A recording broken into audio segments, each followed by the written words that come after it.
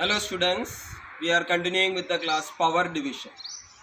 Why power sharing is desirable? Why the power sharing is important in a democracy? There are two reasons. First reason is prudential reason and second is moral reason. What do you mean by prudential reason? Prudential means based on the result of power sharing. What is the main result of power sharing? It reduces the social conflicts between the people of the country. In a democracy, that is very much important. Majority of the citizens of the country, they enjoy the power. They all get the power. From the top, the prime minister or the president, to the ward member of a panchayat. Everyone share the power. So here, it reduces the conflicts. This reason is called as prudential reason of power sharing. Second one, moral reason. This is the value based reason. Why it is says as value based? Because power division is the backbone of democracy. Without power division, there is no democracy. In a democracy, power division is very much important. It is the value, it is the moral value of democracy. So both of the reasons, one is prudential, it based on result, and the second one is based on the value.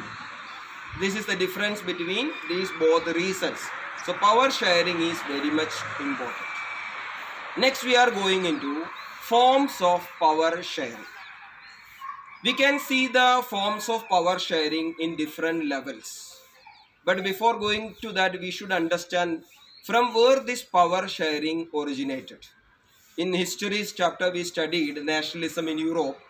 We studied about the monarchical rule. There was no power sharing at all. Afterwards, whenever the people demanded for nation, demanded for parliament, demanded for constitution, slowly the importance of power sharing originated or began. Now in the modern democracies, we can see the power sharing in different forms, in different organs of the government, in different levels of the government, in different social groups or the linguistic groups, and in political parties and pressure groups and movements, we can see the importance of power sharing. First one, the organs of government. Which are the three organs of government? First one, legislature. Second one, executive. And the third one, judiciary. These are the three organs of government. Legislature, it is the law making authority. Executive, the law executing authority. Judiciary, the law interpreting authority. These are the three powers which are given to these three organs of the government. Executive will never make the law. Judiciary will never make the law. Legislature will never go for executing, will never go for interpreting. So like that, their powers are given in the constitution. But the executive is responsible to the parliament, to the law making authority. Judiciary can check the decisions which are taken by the parliament, and they can check the ministers also. So they can check in between, and the ministers, they can work according to the will of the parliament, and they inform to the parliament that we are taken these decisions, our execution is going on in this way. So this system is called as check and balancing systems. In organs, different organs, the power sharing in the horizontal way, that means like a line wise. On this line, legislature is here, executive is here, judiciary here. So it is like a line wise, all the three organs are working. So three organs are working in the different levels. That means on the same line, horizontal power sharing. Next one, power sharing between the different levels of government. That means central government, state government, and the various panchayat and municipal governments. This is like vertical, central on the top, state on the middle, and the last the local governments. Here the power sharing is different. Power is given on the basis of subjects. Central government, some subjects are given, central list. State government, some subjects are given, state list. Then there is a concurrent list. This we will study in the next chapter.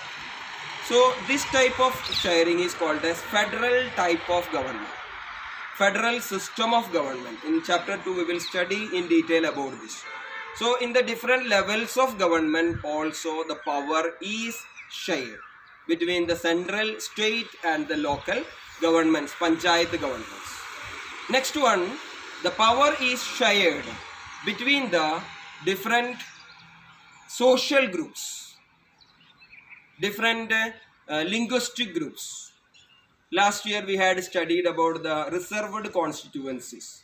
Reservations are given to scheduled caste and scheduled tribal groups. According to the 2012 report to the Lok Sabha, 84 seats are given to scheduled caste people, Lok Sabha seats. 47 seats are given to scheduled tribal people. 47 scheduled tribal and 84 scheduled caste people. The reservations are given for that. And even to the women representation, to the panchayats, women are given the representation, reservation. This is also way of power sharing. Power is given to the minorities, to the scheduled caste, to the scheduled tribal and the women. This is also a power division in a democracy. When it goes into the last one, power is shared between the pressure groups and the movements and the political parties. Different political parties are there in India. Different parties comes into power. Sometimes this party, sometimes other party. So the different parties are getting power division. Different people, pressure groups are getting power.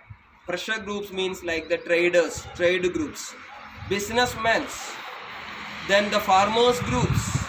These are the different pressure groups. They pressurize the government to get their benefits. Trade unions, they also get the power into the government. They are working as the committee members of the different government agencies, different government committees. So the power is given to different pressure groups, political parties and movements also. So these are the different forms of power sharing. Clear to you, I think so. Okay, thank you.